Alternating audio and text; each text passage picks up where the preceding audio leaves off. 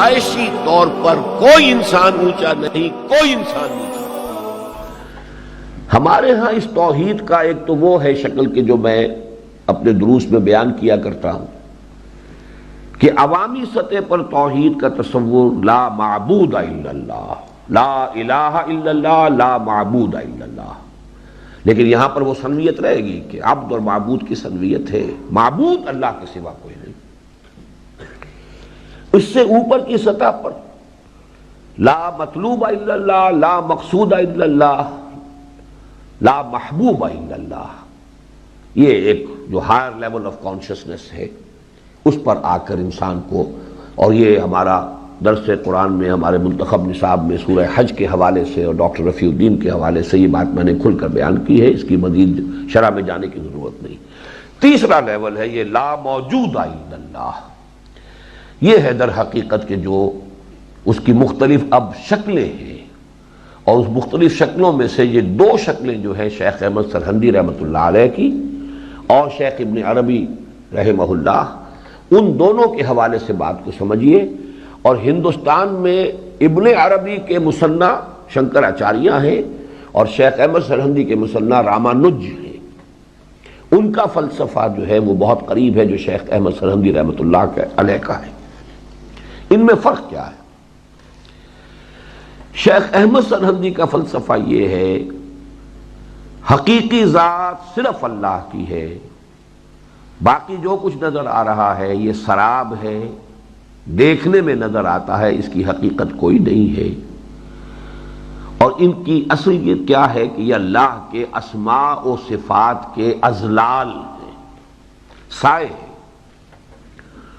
کل ما فی الکون وہم او خیال او عکوس فی المرایا او ظلال، جیسے آپ آئینے کے سامنے کھڑے ہوں تو آپ ادھر کھڑے ہیں، ادھر بھی آپ نظر آ رہے ہیں، حالانکہ آپ کا کوئی وجود نہیں ہے۔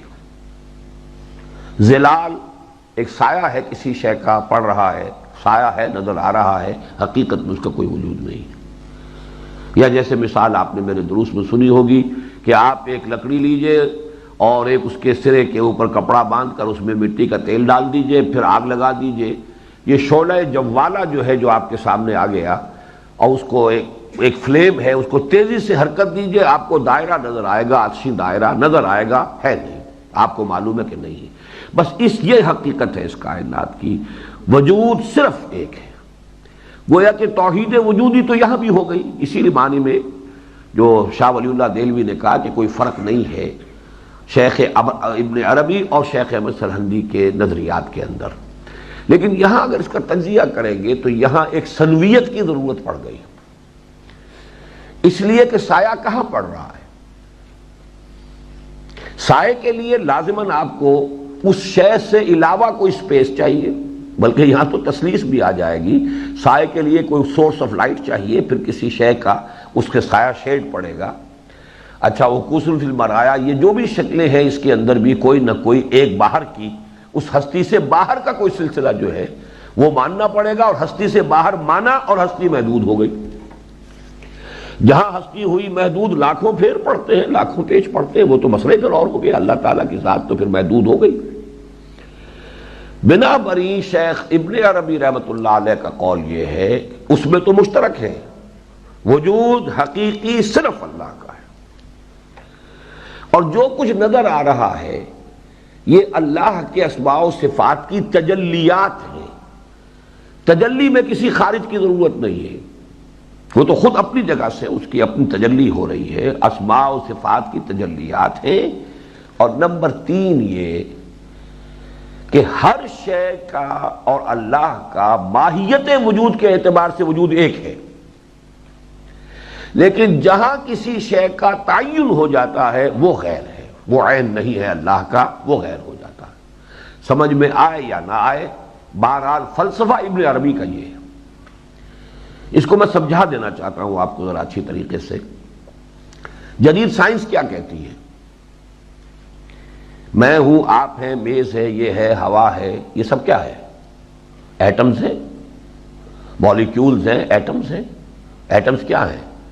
الیکٹرک کرنٹس ہیں، وہی مجھ میں ہے، اس کی ایک خاص کانگلومریشن ہو گئی ہے، خاص ترتیب ہو گئی ہے، خاص اکٹھ ہو گیا تو وہ میں بن گیا۔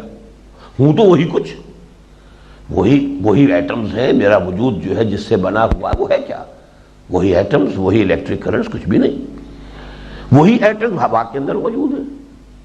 اس میں آکسیجن ہے، اس میں جو بھی گیسز ہیں ان گیسز کے اندر وہ سب کیا بنے؟ وہی ایٹمز ہیں. وہی ہے یہ میز کے اندر ہے، وہی ہر شے کے اندر ہے. تو ماہیت وجود تو ایک ہے. میری، میز کی، کرسی کی، پانی کی، آپ کی، ہوا کی ماہیت وجود تو ایک ہے. لیکن یہ کہ یہ جو ان کی ایک جو ترتیب بنی ہے، کانگلومریشن جس انداز میں ہوئی ہے، انہیں جس طرح جمع کر دیا گیا اس سے جدا ہو گئے. ورنہ یہ کہ ماہیت وجود ایک، جہاں تعین ہو گیا وہ غیر. ماہیت کے اعتبار سے کائنات اللہ کا عین ہے، یہ ہے ان کا کہنا، عین ذات. لیکن تعینات کے اعتبار سے اشیاء اللہ کا غیر ہے.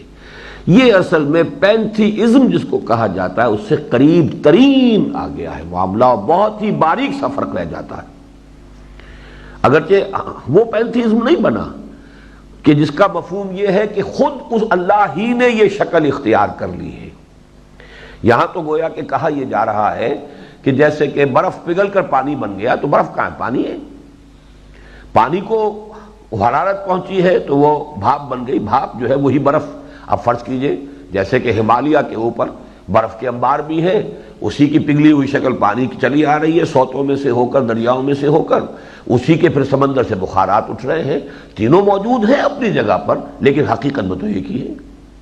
وہی اسی برف کی شکل ہے، یہ پانی بھی اسی برف کی شکل ہے. یہ بھی یہ پینتھیزم ہے جس میں کہ ہر شے ریئل قرار پاتی ہے.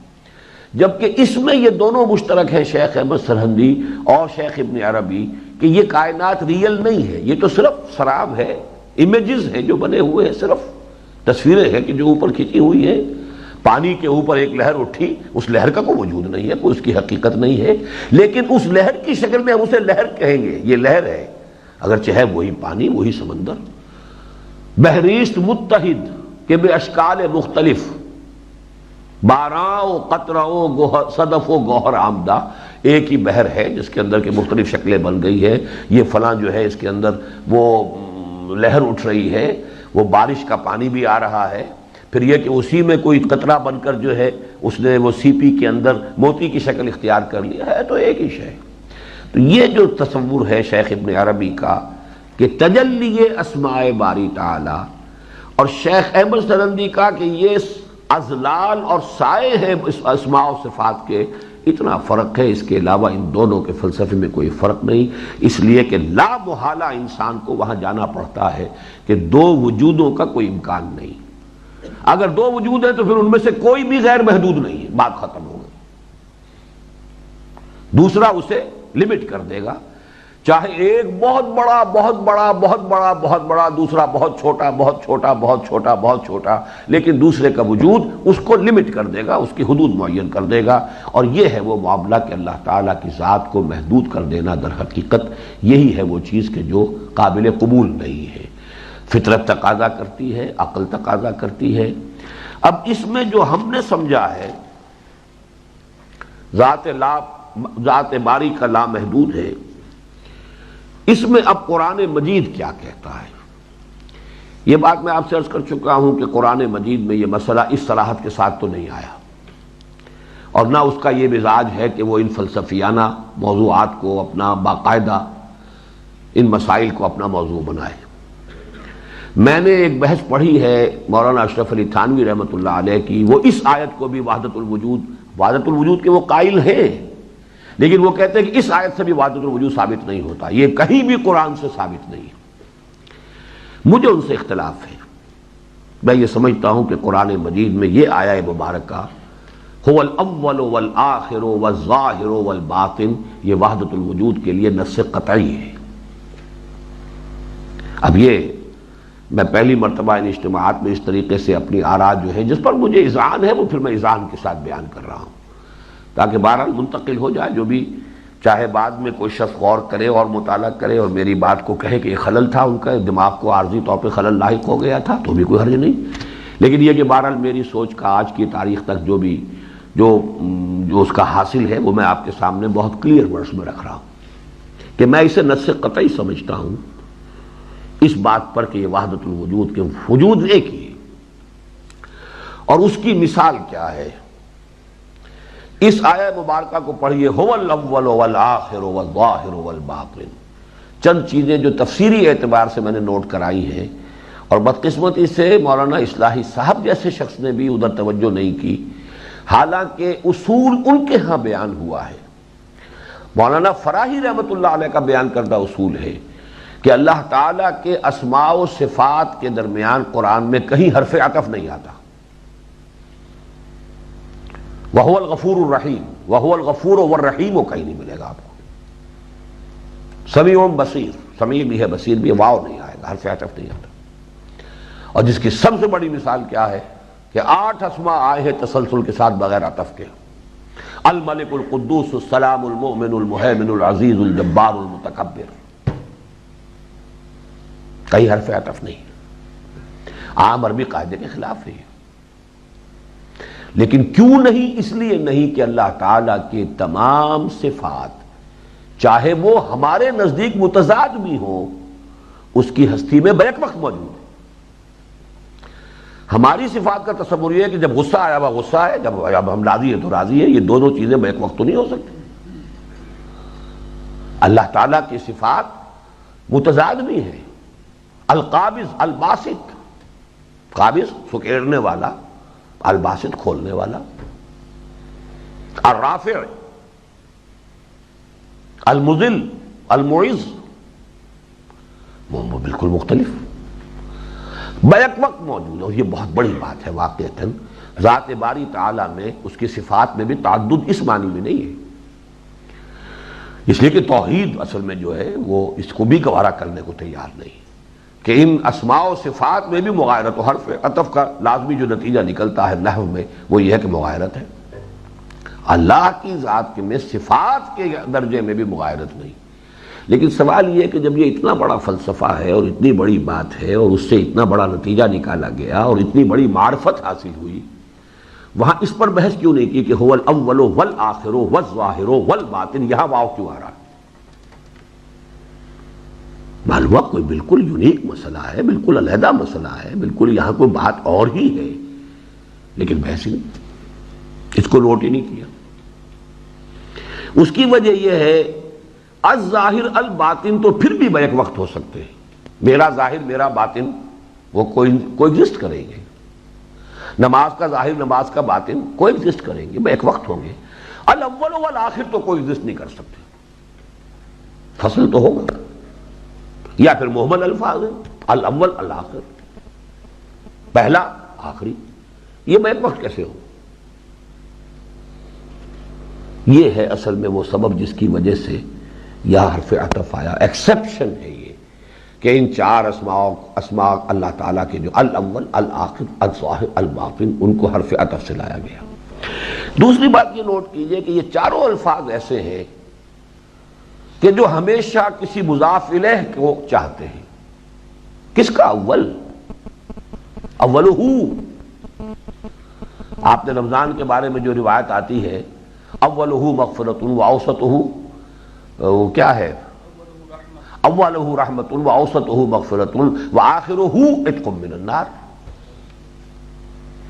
اور میں نے آج دیکھا تمام آیات اول کا لفظ جو ہے بغیر کسی مضاف الیہ کے یہی آیا ہے صرف، ورنہ انا اول العابدین، انا اول المسلمین، اول مرہ، ہر جگہ وہ مضاف کی حیثیت سے آئے گا. بانی نہیں اس کے بنتے کوئی اور.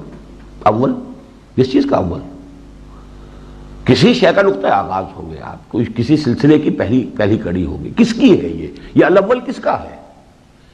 الآخر کس شے کی؟ کسی شے کے آخر ہو، اس کا آخر کسی شے، کوئی شے ہے، کوئی وجود ہے، کوئی حقیقت ہے جس کا کہ اول و آخر آئے گا. اسی طرح ظاہر اور باطن. اب اس کی مثال تو اسی سورہ حدید میں موجود ہے. فَضُرِبَ بَيْنَهُمْ بِسُورٍ لَهُ بَابٌ بَاطِنُهُ فِيهِ الرَّحْمَةُ وَظَاهِرُهُ مِنْ قِبَلِهِ الْعَذَابُ. وہ تو ایک فصیل ہے جو کہ ان لوگوں کے مابین حائل کر دی جائے گی. ظاہرُهُ اور باطنُهُ فِيهِ الرَّحْمَةُ وَظَاهِرُهُ مِنْ قِبَلِهِ الْعَذَابُ. معلوم یہ ہوا کہ اب یہ معین کیجئے وہ مضاف الیہ کیا ہے ان کا. یہ چاہ رہے ہیں، تقاضا کر رہا ہے، الفاظ تقاضا کر رہے ہیں مضاف الیہ ڈھونڈو. مضاف الیہ اس کا یہ سلسلہ کون و مکان، دس کریشن، یہ کائنات جس کے بارے میں ہم بحث کر رہے ہیں، یہ قدیم اور یہ حادث. اللہ کی ذات حادث، اللہ کی ذات قدیم اور یہ کائنات حادث. اس کائنات کا اول بھی اللہ ہے، اس کا آخر بھی اللہ ہے، اس کا ظاہر بھی اللہ ہے، اس کا باطن بھی اللہ ہے. تو وہی وہ ہے اور ہے کیا؟ باقی جو کچھ ہے سراب ہے، دھوکہ ہے. ہر چند کہے کہ ہے نہیں ہے. ہستی کے مت فریب میں آ جائیو اسد، عالم تمام حلقہ دام خیال ہے. اولہ اللہ، آخرہ اللہ، باطنہ اللہ، ظاہرہ اللہ. آخر کوئی بات تھی نا.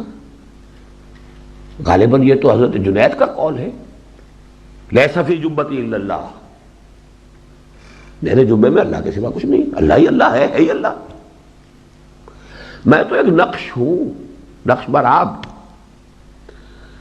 ماہیت وجود کے اعتبار سے تو اللہ ہی اللہ ہے، ہم کہاں ہیں؟ اس کی مثال وہ ہے جو بہترین دی ہے مولانا مناظر حسن گیلانی رحمۃ اللہ علیہ نے. اب اس کو بھی تفصیل سے سمجھیے.